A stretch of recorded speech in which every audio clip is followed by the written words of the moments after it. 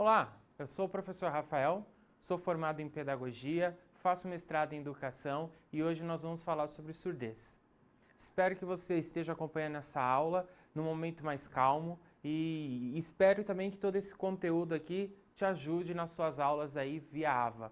Tudo bem? Bom, como disse, eu sou o professor Rafael, minha formação é em pedagogia. Antes disso eu trabalhava como intérprete de Libras há mais de 10 anos. Hoje atuo como professor universitário aqui na Uninove, mas também trabalho em alguns lugares como auditoria de inclusão. E nosso objetivo hoje é discutir sobre essa inclusão do deficiente auditivo na escola. E antes disso, nós vamos trabalhar um pouquinho das concepções sobre a inclusão desse surdo ou como nós vemos esse surdo na sociedade. E aí eu espero que você também consiga acompanhar nos textos que são disponibilizados para vocês na plataforma. Eles são de grande ajuda, né? Facilita compreender alguns conceitos que aqui serão tratados. E assim vocês sempre podem acessar esse conteúdo e ter mais informações ou revisar algumas informações. Quero lembrar a vocês que em nenhum momento aqui essa aula está fazendo algum tipo de apologia a um tipo como posso dizer, algum tipo de concepção, né, que será abordada. Nós vamos tentar abordar de forma imparcial essas duas concepções e assim fica a critério depois do futuro professor ou do futuro profissional que irá trabalhar com esse público, escolher qual para ele for ou é a melhor concepção a ser adotada. Tudo bem? Então vamos começar hoje, né, com a nossa aula sobre as visões. A surdez é dividida em duas grandes visões. Uma visão que a gente vai chamar de clínico-patológica e outra visão que é chamada de social ou socioantropológica. Bom, essas duas visões elas acompanham o surdo desde o princípio. Né? Se você for pegar a história da educação dos surdos, você vai perceber que existe sempre um trabalho ou existe sempre uma alternância entre essas duas concepções. Ora, os educadores e os profissionais da saúde analisam esse sujeito como um sujeito clínico, ou seja, apenas pela sua deficiência, e ora ele vai analisar esse sujeito como um sujeito social, desprezando a questão da deficiência, ou seja, a questão da surdez, e concentrando apenas na capacidade humana, cognitiva dele, né? E aqui a gente vai tentar discutir qual desses dois lados seria o mais indicado para a área educacional, uma vez que o nosso título da aula visa a educação inclusiva, né? Essa escola inclusiva. Então eu queria que você acompanhasse aqui comigo no telão, né, nos slides, o conceito de visão patológica. Bom, o conceito de visão patológica está atrelado, a princípio, a analisar esse sujeito como um sujeito incapaz de interação social e que se faz necessário o uso de uma reabilitação ou de metodologias que o capacite a interagir na sociedade. E uma dessas metodologias que nós vamos ver ainda hoje, né, ainda neste vídeo, é sobre a oralização, que surge dentro de uma visão clínica. Bom, o segundo aspecto dessa concepção é que a língua de sinais ela não é de nenhuma forma aceita. Por quê? Porque a necessidade de esse indivíduo se parecer com a sociedade majoritária, ou seja, parecer mais próximo aos ouvintes. E nada mais justo, nós podemos dizer assim, do que falar, uma vez que a audição está comprometida. Então vamos fazer ele ficar mais próximo do ouvinte por meio da fala. Então a língua de sinais ela não é aceita, uma vez que se é analisado que ela pode atrapalhar o desenvolvimento da fala desse indivíduo.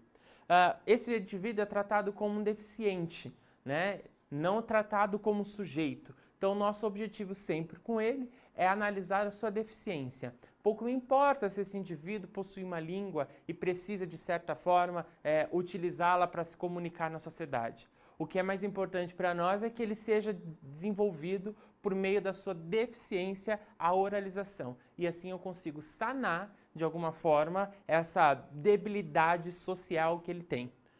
E o último que nós vamos ver aqui são os dispositivos de tratamento e auxiliares no caminho dessa cura que nós podemos dizer. Um dos grandes aspectos que vocês podem ver são os aparelhos auditivos e os implantes cocleares. Esses são dois dispositivos tecnológicos que tentam fazer com que esse sujeito fique o mais próximo do sujeito ouvinte, ou seja, que a audição seja também ali trabalhada. É claro que em nenhum dos dois dispositivos o sujeito vai escutar como qualquer outra pessoa que não possui uma deficiência auditiva, né? Ele vai escutar, porém com um estilo de mecanismo, né, tecnológico. A voz será uma voz mais sintetizada, né? Uma voz mais robótica. E às vezes a gente percebe, ou na grande maioria os surdos que de certa forma passam por esse processo, não aconselham ou não gostam disso. A visão social, por sua vez, ela é o oposto de tudo isso que foi dito. Na visão social, nós vamos entender que esse aluno ele vai ser concebido, né, como um sujeito diferente e é aceito a sua diferença linguística. Ou seja, nós vamos aceitar a língua de sinais como objeto ou como ferramenta de comunicação social. Né? A visão social ela vai surgindo a partir mais ou menos da década de 80, né? com as novas leis e com as novas movimentos sociais. E isso faz com que esse indivíduo, esse grupo, né? Grupo de surdos, também se valem desses direitos e dessas ações sociais. Segundo critério da visão social é que o surdo ele não vai precisar de reabilitação. Nós não queremos ensinar esse sujeito a falar. O que nós queremos é que esse sujeito, a partir do momento que ele aprenda a língua de sinais, se utilize dessa língua e deixe a sua condição de sujeito e passe a ter uma condição de indivíduo social, né? A questão de ser sujeito é aquele que está sempre sujeitado a algo, né? Aquilo que a sociedade impõe. E quando nós dizemos indivíduo, nós estamos trazendo a autonomia dessa pessoa, né, desse ser humano. Na verdade, é uma autonomia de se escolher o que ele quer utilizar. Em nenhum momento aqui eu quero que vocês pensem que escolher a visão clínica seja pejorativo ou seja ruim, né? Uma vez que essa visão por muito tempo foi utilizado, né? Se nós vamos parar e pensar na visão clínica, que tem um grande boom dela a partir do Congresso de Milão, no caso de educação de surdos, em 1880, e ali o oralismo ele é de certa forma, ele é de certa forma imposto ao sujeito, né, o educando surdo.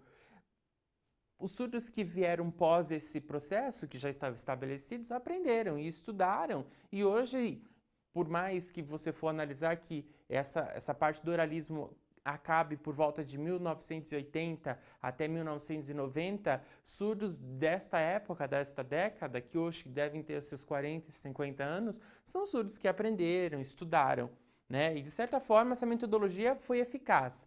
Porém, a gente pode analisar que não seja a melhor, né? Nós vamos analisar que talvez a melhor seja a visão social, uma vez que ela não se importa, né, com esse aspecto linguístico, né? Ela não se importa em querer reabilitá-lo. O que ela importa? Ela importa em dar acesso garantido desse educando à língua de sinais, né? E é por meio dessa língua ele ter acesso à sua cultura, né? A cultura surda faz parte disso. Nós não podemos esquecer, toda língua está atrelada a uma cultura. Por isso que nós não chamamos a Libras de linguagem de sinais, mas sim de língua de sinais, porque ela está atrelada a uma cultura e ela precisa, de certa forma, ser propagada entre esses. Tudo bem? Vamos dar andamento aqui. Dentro desse processo, né, das duas visões, nós vamos aqui analisar que existem o processo de inclusão até chegar na visão social, né, nessa visão social. E esse processo de inclusão ele é dividido nessas etapas, na etapa de segregação, exclusão, integração e inclusão. Esses 4 aspectos depois vão dar base para as novas educações, né? O que nós chamamos de educação tradicional, ou educação da diversidade, ou educação inclusiva. Né? Nós vamos nos valer hoje apenas em estudar sobre exclusão, integração e inclusão, uma vez que esse processo de segregação já não está tão latente na nossa sociedade. Nós vemos muito mais um processo de exclusão do que um processo de segregação, ok?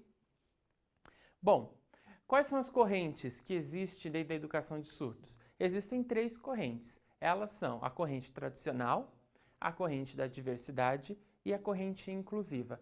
E aqui nós vamos falar um pouquinho de cada uma delas, tudo bem?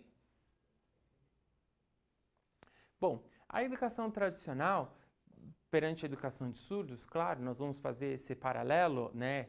Vamos adequar o conceito de educação tradicional dentro do conceito de educação de surdos. Ela tem um grande avanço a partir de 1920, Porque em 1920 nós temos uma grande mudança curricular. Né? O que acontece em 1920? Nós temos um processo de industrialização, né? O processo de urbanização das cidades. Então você tem um grande número de pessoas que saem, por exemplo, da zona rural e vêm para a zona urbana atrás de emprego. E com isso ela traz seus filhos. E aí esses filhos vão para a escola e a escola resolve mudar o seu currículo, uma vez que ela vai atender um número maior de alunos. É o que a gente vai chamar de educação de massa. Né? E com a mudança curricular, também se muda os critérios de seleção de alunos. Né? Talvez, se a gente for analisar, em 1920, não existiam ainda escolas inclusivas como nós vemos hoje. Nós vamos ver um número maior de escolas que são escolas regulares e que não possuem alunos com deficiência. Né? Mas em 1920 a gente tem uma grande mudança curricular, o que traz uma educação tradicional, ou seja, uma educação mais regrada, onde existe ordem para as coisas, né? É ali que acontece o processo de avaliação mais crítico, é ali que se desenvolvem novas metodologias, é ali que a gente consegue entender que a sala precisa ser organizada de uma outra forma, onde o professor consiga controlar esse educando, né? Então você vê a partir de 1920 as escolas divididas, as salas de aulas divididas em fileiras e organizadas, os alunos onde todos prestem atenção no professor. Bom, nessa educação, quando a gente for analisar o surdo dentro dessa proposta, nós vamos entender que ela, de certa forma, olha para esse indivíduo como um indivíduo patológico, como um indivíduo doente, um indivíduo que ele precisa, né, de uma reabilitação. A metodologia é o oralismo. Esse oralismo ele surge a partir de 1880 e ele vai até 1980. Depois disso, o oralismo acaba? Óbvio que não, mas a gente começa a mudar a nomenclatura. Nós não usamos mais o oralismo de imposição, né? Nós vamos usar agora oralidade, ou seja, de escolha do sujeito se ele quer ou não quer oralizar. E aí a gente tem um espaço físico dessa escola, um espaço físico excludente, ou seja, o aluno, por muitas vezes, pode até estar numa escola regular, onde existem mais alunos que não possuem deficiência, mas ele vai estar numa sala separada, ou ele vai ter realmente uma escola própria para ele. É ali que começam a surgir as novas escolas, as escolas especiais para surdos, né? Que hoje nós não encontramos ela como escola regular, mas como escola de apoio. Elas são centros de apoio, e a gente vai ver isso mais para frente. Logo depois dessa, nós temos a educação da diversidade. E o que vem a ser a educação da diversidade? Bom, a gente precisa entender o que motivou essa diversidade. Essa diversidade é motivada a partir de 1980, né? Na verdade, aqui no Brasil nós temos uma grande massificação dessa diversidade após a Constituição de 88, onde nós temos no artigo 205 estabelecida a educação para todos. Logo depois disso, quando tudo é estabelecido ali pelo artigo 205, as escolas começam a se articular para oferecer essa educação geral. Dentro disso, um pouquinho mais à frente, nós temos a LDB, em seu capítulo 5, que vai organizar a educação especial. E ali ela vai dizer que, prioritariamente, a educação especial deve ser ofertada pelas escolas regulares. E caso essas escolas não consigam, de certa forma, atender este recurso, ela deverá abrir para as outras, né, para as escolas que são ou particulares, né, ou que são conveniadas a qualquer instância do poder público. Bom, quando a gente discute diversidade, naturalmente nós pensamos nessa diversidade como uma diversidade cultural. E não é necessariamente isso que essa educação traz. Ela traz uma diversidade, mas uma diversidade pautada numa questão biológica. O que seria essa diversidade pautada na questão biológica? Seria pautada de que não importa se esse aluno precisa ou não precisa de uma reabilitação ou precisa de uma metodologia diferenciada. O que me importa é que ele esteja em sala de aula e ele vai ter que se adaptar ao processo. Então a escola ela se isenta de criar métodos que possam ajudar esse educando a aprender. Na questão do surdo, nós temos uma metodologia que nós chamamos de comunicação total. O que seria essa comunicação total? A comunicação total é uma metodologia que visa utilizar vários tipos de elementos, tanto visuais quanto até sonoros, com o objetivo de ajudar no desenvolvimento da fala e chegar ao objetivo de ensinar determinado conteúdo. Ora, a comunicação total, ela é um passo entre o oralismo e a metodologia bilíngue que nós vamos ver mais à frente. Dentro dessa educação da diversidade, nós também vamos ver que a visão continua sendo patológica. O surdo já não é mais visto como um deficiente, como um doente ou como alguém que precisa de cura. Ele é visto agora como um sujeito que precisa de um processo de reabilitação. A gente vai apenas analisar a deficiência dele. Ele não é mais penalizado por isso, né? Não existe mais esse sentimento de dó ou de culpa social. Existe agora realmente a aceitação de que ele é apenas um deficiente. Mas por ser deficiente, ele precisa se adequar à realidade social, né? E aí as escolas desenvolvem esses métodos, onde o sujeito continua sendo proibido de se utilizar a língua de sinais e continua também sendo proibido de pensar dentro da sua cultura surda. Queria fazer aqui um adendo sobre o que é cultura surda, uma vez que a gente discute tanto esse termo e não conseguimos contextualizá-lo dentro da realidade. Ora, cultura são todas as ações que nós vemos na sociedade e que nos criam uma identidade social. Então, quando você analisa uma sociedade, você vê nela traços, né, que nós chamamos de cultura, que são exemplificados por meio da música, roupa ou comida, ou por meio da dança, ou por meio das ações sociais que existem dentro daquela comunidade. O surdo, por sua vez, também possui a sua cultura, uma vez que ele foi excluído da sociedade porque, em dado momento, ele não fazia parte daquele panorama ou daqueles aspectos que a sociedade pedia. Vamos voltar aqui rapidinho para a gente ver. Por exemplo, quando a gente tem essas divisões entre exclusão, inclusão e integração, nós conseguimos entender melhor a cultura. Quando nós temos numa sociedade um grupo de pessoas que determinam como os outros devem ser, ou pelo tipo físico, ou até mesmo pelas escolhas que ela faz, aqueles que não estão adequados a essas exigências, eles são excluídos do processo. Então, com o surdo aconteceu isso, né? Quando tem uma cultura ouvinte e eles dizem, olha, o coerente é que os ouvintes falem, né? O coerente é que as pessoas se comuniquem por meio da fala, e o que é mais coerente é que as pessoas não utilizem as mãos para fazer esse tipo de comunicação. E quando um grupo de indivíduos que, por meio da sua deficiência, desenvolve uma língua para conseguir conversar, eles são excluídos, porque eles não fazem parte dessa exigência. O processo posterior a isso é o processo de integração. É quando a sociedade dá o braço a torcer e diz, não podemos mais excluí-lo por isso, vamos colocá-lo de volta na sociedade. Porém, vamos analisá-lo de outra forma, vamos pedir que essa língua não seja utilizada, vamos pedir que ele fale, né, que ele seja oralizado, ou melhor, vamos tentar ensiná-lo, inclusive usando um pouquinho dessa língua, ou da linguagem que geralmente a gente fala, né? Nós dizemos que a Libras é uma linguagem de sinais e ela perde todo o seu aspecto linguístico. Imagina, a Libras ela é uma língua porque ela está atrelada a essa cultura surda.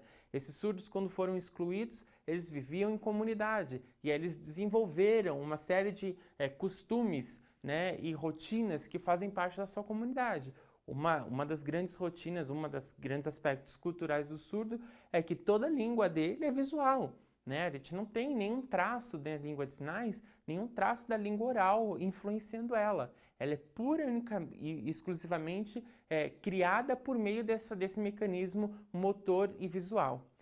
E logo depois disso nós temos esse processo de inclusão, que é realmente o processo onde a sociedade resolve de alguma forma se abdicar de alguns conceitos e regras instituídas por elas para conseguir aceitar esse indivíduo dentro dessa sociedade. Então há sim uma grande diferença entre integração e inclusão. A integração você tem uma necessidade que o indivíduo que vai ser colocado nessa sociedade, nessa comunidade, faça sua adaptação.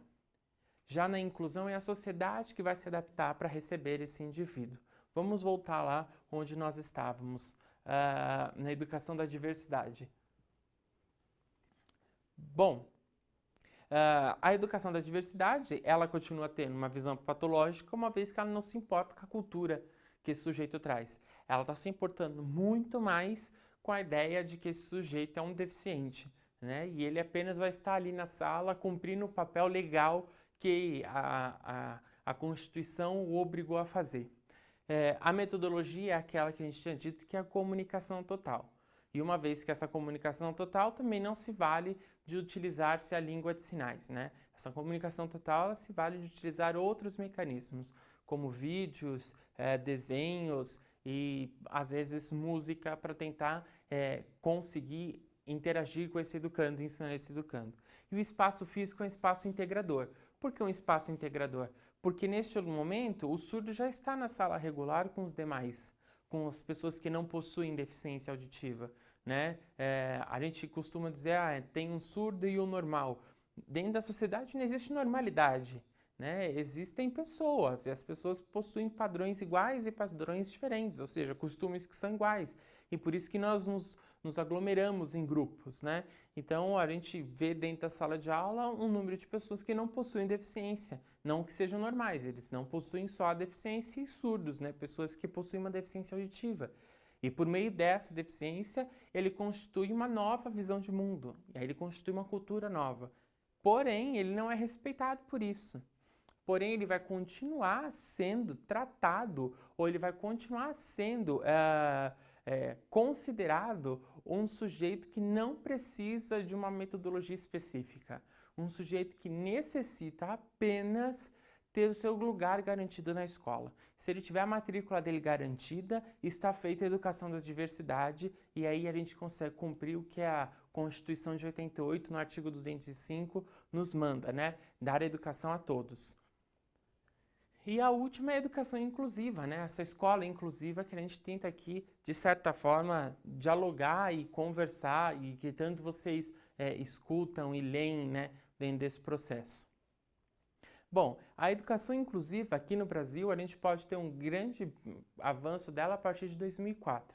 O que acontece em 2004? Em 2004 acontece a sanção de uma lei, né, a Lei 10.436, que é a lei que institui a Libras como segunda língua oficial do país. Existe uma controvérsia dizendo que, na verdade, ela só garante essa segunda língua para um surdo. Na verdade, a lei ela não especifica que essa língua só é dada a direito àquele que nasce ou que possui a deficiência auditiva. Ela diz que ela é uma segunda língua, inclusive a partir de regulamentações e de testes de proficiência, né, onde você consegue, de certa forma, fazer o teste e descobrir se você está ou não está apto a ser fluente nessa língua. Bom, a lei, que a gente chama essa lei de Libras, ela traz um marco para os educandos surdos. Antes disso, antes de 2004, não era obrigatório o ensino da língua de sinais. As famílias poderiam, de certa forma, rejeitar que o seu filho aprendesse língua de sinais. A partir da Lei 10.436, já não temos mais isso. A partir dessa lei, a escola se torna obrigada a ensinar a língua de sinais e se torna também crime não permitir com que esse indivíduo aprenda a língua de sinais. Então, a Lei de Libras ela é um marco para nós, né? Ela tem uma divisão. Ela também vai dizer que existe a obrigatoriedade do ensino da Libras nos diversos níveis educacionais, né? E aí depois você tem, em 2005, um ano depois, o Decreto 5626 de 2005, que regulamenta essa Lei 10.436 e também regulamenta a Lei de Acessibilidade. Bom, o que nos importa nesse decreto? Nos importa que nesse decreto, ele que nos garante que você hoje possa ter aula de Libras, tanto em EAD, né, tanto à distância, quanto nos cursos presenciais de licenciatura. É esse decreto que vai obrigar, de certa forma, as escolas, as faculdades, né, o nível superior, a organizar a sua grade para ensinar ou colocar a Libras como uma disciplina específica. É também nesse decreto que nós temos o incentivo à formação de pessoas capacitadas a serem tradutores, tanto em escola quanto em outros ambientes. Né? Nós temos hoje um grande boom dentro das escolas, que são escolas inclusivas, a necessidade do intérprete de Libras, aquele profissional que vai fazer o intermediamento entre o professor e o aluno surdo. Né? Porém, esse sujeito, né, esse profissional, ele precisa ser formado, né, tanto para a educação quanto para outros ambientes. E esse decreto vai nos trazer a regulamentação dessa ordem. É nesse decreto também que nós vamos encontrar a obrigatoriedade do ensino de Libras nas séries iniciais. Ainda nós não vemos isso em algumas escolas, porém você vai começar a perceber que a partir deste ano ou comecinho do próximo ano, as escolas começam a reformular todo o sua grade curricular, todo o seu currículo, para inserir essa disciplina dentro da sua grade, dentro do seu curso. Então você tem agora o acesso à oferta dessa língua de sinais para os alunos surdos. É nesse decreto que ele também vai dizer que o surdo tem direito garantido na educação infantil de professores bilíngues, né? Professores que saibam língua de sinais e professores também que saibam a língua portuguesa, uma vez que ambas serão ensinadas para esse sujeito. Então o decreto ele traz uma série de regulamentos que é tão importante tanto para o indivíduo surdo quanto para os profissionais, tanto da educação quanto os profissionais da saúde ou outros que estão ali dentro desse ambiente, né? Dentro do trabalho com esse público. A visão que é utilizada na escola inclusiva é uma visão da diferença, né? Ela é uma visão social. Nós olhamos o surdo de forma diferente. E o quão é bom na sociedade analisarmos pessoas de formas diferentes. Não se vale dentro da sociedade analisar o indivíduo de forma igual, né? Quando nós colocamos todos no mesmo patamar, é aí que as diferenças são ressaltadas. E aí a inclusão vem dizer, não é assim que nós temos que trabalhar. O objetivo é realmente analisar as diferenças e dentro dessas diferenças nós darmos condições iguais de trabalho, né? Ou condições iguais de educação. Por exemplo, uma vez que a língua de sinais é uma língua visual, né, e que o surdo ele aprende essa língua por meio do olhar e por meio de realizar, né, pelo meio da coordenação motora, quando eu pego este surdo e faço ele aprender a língua portuguesa, que é uma língua totalmente pautada na oralidade, ou seja, na fala e na audição, o quão difícil deve ser para ele entender as diferenças entre essas duas, né, entre essas duas línguas. E aí, como é que esse surdo consegue, por exemplo, fazer uma prova toda em língua portuguesa se não é a língua que ele domina? Porque a língua que ele domina é a língua de sinais. Será que não poderia ser mais justo que esse indivíduo, por exemplo, faça essa prova toda em língua de sinais e que tenha uma tradução para o professor? É isso que talvez a educação inclusiva vai discutir. Ninguém está eximindo esse sujeito de fazer a prova ou a avaliação. A gente não está tirando o direito dele de ser avaliado. Pelo contrário, nós estamos só dizendo para ele que ele será tão avaliado quanto os alunos que não possuem, porém dentro da sua língua, né? Dentro da língua de sinais. E aí a gente vai ter essa visão diferenciada. A metodologia é uma metodologia bilíngue. E o que é o bilinguismo? A grosso modo, você quando vai pesquisar isso em sites de busca, você vai ouvir ou ler informações que o bilinguismo é um método de ensino pautado em duas línguas. Então você vê escolas bilíngues aí que ensinam inglês e português para crianças desde a educação infantil até o ensino médio. E na língua de sinais? E na questão do surdo? Bom, na questão do surdo é você ensinar Libras e a língua portuguesa. Porém, essa língua portuguesa, ela não está sendo obrigatória na fala, mas ela é obrigatória na escrita. O mesmo decreto que regulamenta a disciplina no nível superior também vai dizer que a língua de sinais ela não substitui a língua portuguesa na sua modalidade escrita. O indivíduo surdo precisa aprender a ler e a escrever em português, né? Uma vez que a língua de sinais não possui escrita. Ela possui uma tendência a ter um projeto de escrita e que hoje a gente não vê tanto sucesso dentro desse projeto. Mas a escrita da língua de sinais, ela não existe, uma vez que ela é uma língua visual, né? Então esse aluno precisa aprender a língua portuguesa como uma língua que vai o ajudar na relação social entre a escrita, né, e a leitura. E a gente precisa também entender que aprender a ler e a escrever é um processo, é um direito de cidadão, né? É a partir da leitura e da escrita que você tem acesso a uma série de novos conhecimentos. E esse sujeito pode ter acesso a novos conhecimentos e se tornar um indivíduo a partir da leitura e da escrita. A metodologia bilíngue também não está pautada apenas no ensino das duas línguas, ela está pautada também na troca de informações culturais. Trazer para esse educando surdo a informações sobre a cultura ouvinte e trazer para esse aluno ouvinte informações sobre cultura surda. O quão bom seria uma troca em sala de aula, onde esse educando pode, de certa forma, surdo, dizer como é que funciona culturalmente a sociedade onde ele está, e esse sujeito ouvinte também dizer como é que funciona culturalmente as questões que permeiam a vida ouvinte. E assim há uma troca e há um ensino rico, né? Há um enriquecimento do processo de ensino-aprendizagem. E o espaço físico é um espaço físico inclusivo, ou seja, tanto esse educando surdo quanto esse educando ouvinte estão no mesmo espaço, nessa escola regular.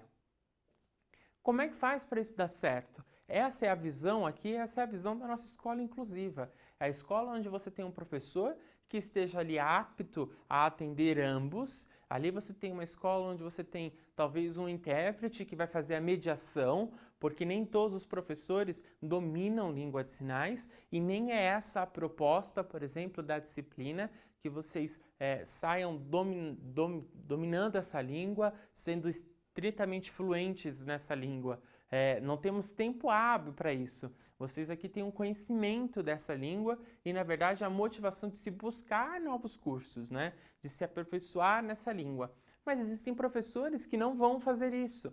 Mas o básico da língua de sinais o facilita a criar um vínculo com esse educando. E assim ele precisa, talvez, de um outro sujeito, um outro profissional, que seria o intérprete, fazer a mediação dentro desse processo, né? O intérprete que vai trazer para o professor quais são as dúvidas do aluno, ou dizer para o aluno quais são os critérios de avaliação que o professor está falando. E assim eles conseguem ter uma relação e um processo de ensino e aprendizagem mais significativo e de maior valia. Dando o panorama geral da nossa aula, esse quadro vai fazer o resumo de tudo aquilo que nós temos conversado desde o início desse vídeo até agora. Então aqui você vê, fazendo uma revisão rápida do nosso processo, como funciona cada educação e o que cada educação, quais são os aspectos que compõem ela. É claro que aqui eu posso ser até um pouco tendencioso, uma vez que sou educador, e acredito que o processo de inclusão, né, uma educação inclusiva, seja o melhor para o educando. Na verdade, ela vai ser tão boa para o educando que possui uma deficiência, quanto para o educando que não possui deficiência alguma. Vai ser tão boa para o aluno que possui surdez, no nosso caso, né, da nossa discussão, tanto para o aluno que não possui surdez. Você pode ver em algumas reportagens e alguns casos de escolas que implantam a língua de sinais por meio de projetos e através disso você tem uma interação melhor entre aluno e educando. E esse educando não se sente mais, o educando surdo não se sente mais fora da escola, ele se sente pertencente ao processo escolar, né? Então você tem, por exemplo, aqui a formação, como esse sujeito é concebido em cada escola, as metodologias, tanto a escola quanto o espaço físico e a visão que é ali trabalhada. Bom, a grosso modo, nós queremos aqui hoje trazer para vocês, o objetivo era trazer para vocês a relação ou o contexto educacional. Qual é a nossa realidade hoje? A realidade hoje é de uma escola que possivelmente está galgando a uma inclusão. Não que ela esteja totalmente inclusa, mas nós estamos galgando a isso. É claro que existe falha no processo da inclusão, e as falhas acontecem mesmo na boa intenção de se fazer isso. O objetivo das falhas é que você possa resolvê-las, né? E assim melhorar esse processo. A inclusão, ela não é um processo que tem fim, ela não é final. A inclusão, ela é um processo contínuo. Sempre haverá necessidade de se incluir ou de se trabalhar, novos métodos, novas tecnologias. Sempre será necessário estudar a sociedade de novo para ver onde essa inclusão não está dando certo, né? E cabe também aos profissionais, no caso professores, como eu ou como talvez você, interagir com essa sociedade e com a comunidade onde a sua escola está inserida e descobrir quais são as dificuldades que ela possui em incluir, por exemplo, o aluno surdo. Todos nós teremos alunos surdos quando saímos da nossa formação como professores e trabalharmos ativamente numa escola. Todos nós teremos um aluno assim? Não. Talvez não. Mas hoje nós não temos mais uma escola especial para surdos. Hoje esses surdos estão nas escolas regulares. Então, possivelmente, você tem grande chance de se encontrar esse educando. Você também tem grande chance de não ter esse educando. Todavia, precisamos, de certa forma, estar preparados a isso. Talvez você tenha algumas indagações do porquê que a Libra se torna algo tão importante e se torna algo exigido por lei. E, por exemplo, quando nós vamos discutir sobre Braille, né, sobre essa escrita para o deficiente visual, não seja solicitado. Ora, a grande resposta disso é que o indivíduo surdo ele tem uma barreira comunicativa e esta barreira comunicativa o atrapalha socialmente.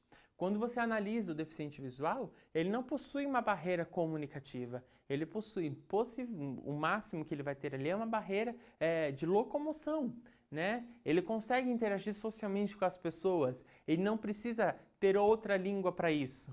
Já o sujeito, o indivíduo surdo, ele precisa criar uma língua para conseguir conversar, né? E aí, quando ele vai para essa sociedade, ou quando ele vai para a escola, onde as crianças, né, o sujeito passa a maior parte do seu tempo dentro de uma escola, ele também não é aceito ali por meio da sua língua. Na verdade, ele vai ver dentro dessas duas primeiras educações, né, da educação tradicional e da educação da diversidade, a necessidade atual de se olhar apenas sua deficiência.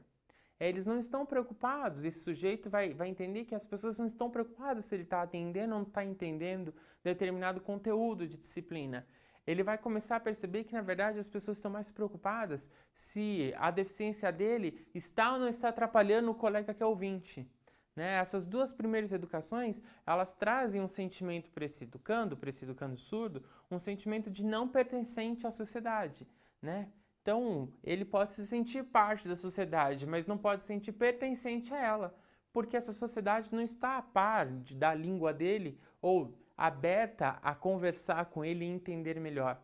Logo, nós buscamos realmente uma educação inclusiva, uma educação onde nós olhamos para o surdo de forma social, uma educação que nós analisemos as diferenças de forma positiva, uma educação onde a estrutura do ensino bilíngue seja tanto para esse educando surdo quanto para o educando ouvinte, uma educação onde existe uma sala mista, uma sala onde há surdos e ouvintes, mas há também um respeito à própria língua e à própria cultura, uma educação onde a visão social se faz plena dentro daquele espaço, onde o professor está preocupado no seu planejamento de aula em criar uma aula que seja tanto para o aluno surdo quanto para o aluno ouvinte. Às vezes é isso que nós escutamos nas indagações em salas. Professor, mas se eu tivesse um aluno surdo, como é que eu dou aula para ele? Eu primeiro dou aula para um ouvinte ou primeiro dou aula para um surdo? Se eu der aula primeiro para o ouvinte, eu estou excluindo o surdo? Ou se eu der aula primeiro para o surdo e os ouvintes ficam como? Né? Se a gente for parar em proporção, eu tenho menos alunos ouvintes do que alunos... Eu tenho menos alunos surdos do que alunos ouvintes. E aí a gente tem uma grande diferença aí. Uma coisa é esperar uma pessoa ficar esperando por uma aula, outra coisa é 30 esperarem. Ora, eu vou te dizer que talvez você não precisa dar aula primeiro para um para dar aula para o outro. Basta você ter uma metodologia para isso. Né? Basta você se valer da metodologia visual, que é o que a educação bilíngue traz. Todo educando tem uma necessidade visual, né? É tão mais fácil quando a educação ela se propõe a utilizar o espaço ou a formação da criança. Quando nós nos propomos a utilizar, por exemplo, o lúdico dentro dessa educação.